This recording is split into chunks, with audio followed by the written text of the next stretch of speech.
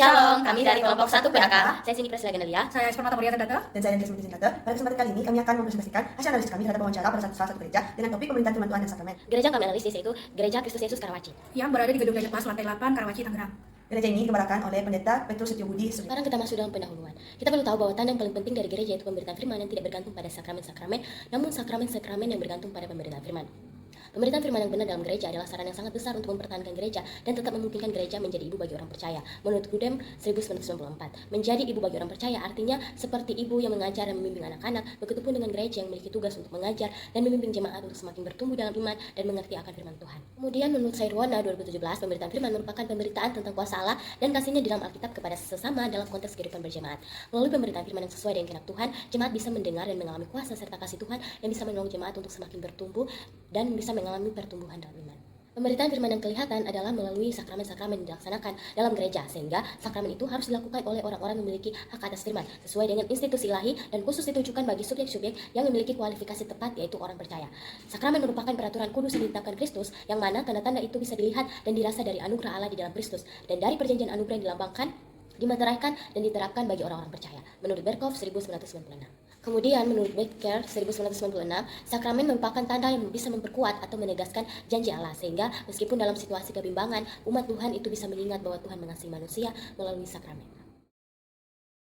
GKY Karawaci memulai pelayanannya pada tahun 2002 sebagai bagian dari GKJMB atau Gereja Kristus Jemaat Mangga Besar yang berdiri sejak 3 Juni 1945 di bawah Sinode Gereja Kristus. Setelah membentuk Sinode Gereja Kristus Yesus pada tahun 2003, pelayanan misi di Karawaci yang sempat dirintis melalui mimbar misi mengalami jeda. Pelayanan kembali diaktifkan pada tahun 2005 sebagai kebaktian keempat dari GKJMB dengan lokasi awal di Supermall Karawaci, lalu berpindah-pindah hingga menetap di lantai 8 gedung Dynaplas. Statusnya kemudian meningkat menjadi pos gereja dan akhirnya pada tahun 2015 GKY Karawaci resmi menjadi gereja dewasa yang mandiri, terpisah dari GKJMB dan masuk dalam Sinode GKY.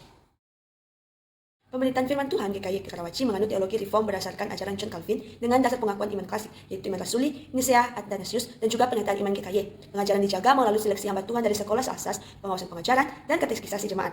Firman Tuhan diajarkan bukan sekadar untuk diketahui, tapi untuk diterapkan. GKY Karawaci membina jemaat melalui sistem pemberitaan home group, yaitu Harmony, Oasis, Maturity, and Empowerment, yang membahas penerapan firman Tuhan dalam kehidupan sehari-hari. GKY juga menekankan bahwa pemberitaan Injil adalah gaya hidup, bukan sekadar kegiatan. Karena itu GKY mengusung 5 misi utama gereja, yakni ibadah, persekutuan, pembinaan, pelayanan sosial, dan perkabaran Injil. Sebagai gereja Presbyterian, GKY mengakui 2 sakramen, yaitu baptisan dan perjamuan kudus. Yang keduanya adalah means of grace atau sarana kasih karunia Allah, dan diamanatkan langsung oleh Kristus. Yang pertama adalah baptisan. GKY melakukan baptisan sekali seumur hidup, dengan mempraktikkan baptisan percik, namun menerima baptisan selam dari gereja lain yang seiman. GKY tidak menerima baptisan tanpa air, misalnya baptisan dengan bendera. Baptisan anak diikuti dengan CD saat dewasa, namun jika belum dibaptis akan dibaptisan dewasa. Baptisan dari gereja lain diterima jika memakai air dengan formula Trinitas, yaitu dalam nama Bapa, Putra, dan Roh Kudus. Perjamuan kudus dilaksanakan berulang kali, umumnya sebulan sekali, dan dipimpin oleh pendeta. Merupakan peringatan akan karya Kristus dan persekutuan dengannya.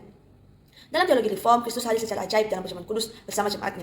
Inilah yang dianut oleh GKY Karawaci. Kita masuk ke bagian analisis, di mana Wayne Grudem dalam bukunya menyatakan bahwa pemberitaan firman dan sakramen merupakan 2 elemen yang sangat penting di dalam kehidupan gereja. Sebab kedua hal ini berfungsi untuk menyampaikan anugerah Allah kepada umatnya. Nah, Grudem juga menekankan bahwa pemberitaan firman adalah sarana utama di mana Allah berbicara kepada umatnya. Sebagaimana diungkapkan di dalam kitab suci bahwa firman Allah memuat semua tentang kehidupan orang percaya dan anugerah keselamatan. Nah, pemberitaan firman juga bukan hanya sekedar menyampaikan sebuah informasi yang sangat penting, melainkan menjadi sebuah tindakan penyampaian kebenaran Allah yang memiliki kuasa untuk mengubah hati serta pikiran orang percaya.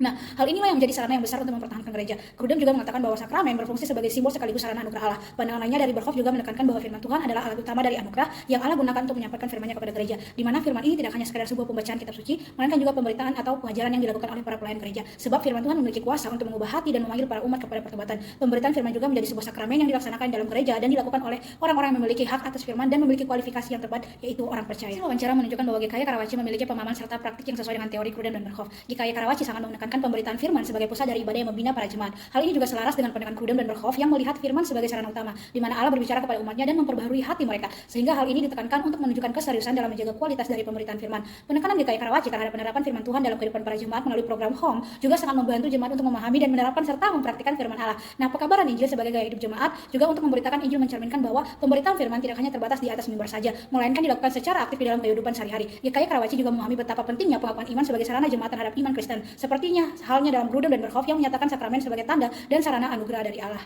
Karena analisis yang telah kami lakukan, maka kami memberikan solusi kepada gereja GKI Karawaci. Solusi yang kami berikan adalah GKI Karawaci disarankan untuk membentuk kelompok tumbuh bersama yaitu KTB berdasarkan kelompok usia jemaat.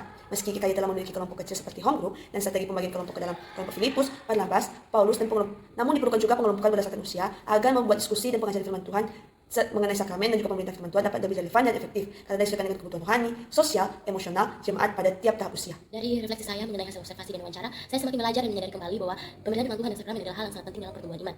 Hal ini mendorong saya untuk semakin giat dan serius dalam meresponi firman Tuhan, serta semakin menghayati sakramen yang saya lakukan. Saya menyadari bahwa hal tersebut sangat sulit untuk dilakukan secara konsisten. Namun saya yakin bahwa ketika saya sadar akan tujuan pemberitaan firman Tuhan dan sakramen dengan benar, tujuan tersebut yang akan menguatkan saya dan akan menjadi dasar bagi saya. Melalui observasi yang sudah dilakukan, saya menyadari akan pentingnya memberikan firman Tuhan kepada sesama untuk membawa sesama lebih mengenal kehendak Tuhan. Hal ini mendorong saya untuk semakin memiliki kepekaan dalam memberitakan firman Tuhan pada sesama dan menghidupi firman tersebut sehingga orang lain bisa mengenal Tuhan bukan hanya melalui perkataan saya tetapi melalui hidup saya juga. Dengan demikian saya bisa mengambil bagian dalam sebagai anggota tubuh Kristus yang bisa menjadi berkat bagi sesama. Berdasarkan hasil wawancara, pembahasan dan analisis yang telah dilakukan oleh saya bersama teman-teman kelompok, banyak hal yang menjadi pembelajaran bagi saya. Saya semakin memahami bahwa pemberitaan firman Tuhan bukan hanya untuk memenuhi pengetahuan saya sebagai orang percaya, namun harus menjadi gaya hidup saya. Saya menyadari bahwa hidup di tengah-tengah dunia yang telah tercemar oleh dosa tentunya berat. Namun saya sadar bahwa sebagai orang percaya dan sebagai orang Kristen tidak hanya cukup untuk menjadikan firman Tuhan sebagai gaya hidup, namun saya harus menyebarkannya kepada orang lain. Tidak perlu kepada orang yang jauh, kepada orang-orang di sekitar saya saja itu sudah sangat cukup. Melalui wawancara yang dilakukan, saya ingatkan bahwa Tuhan menempatkan orang-orang di sekitar saya bukan tanpa alasan. Tuhan menginginkan agar saya bisa menjadi perpanjangan tangan Tuhan untuk membawa mereka kepada Tuhan.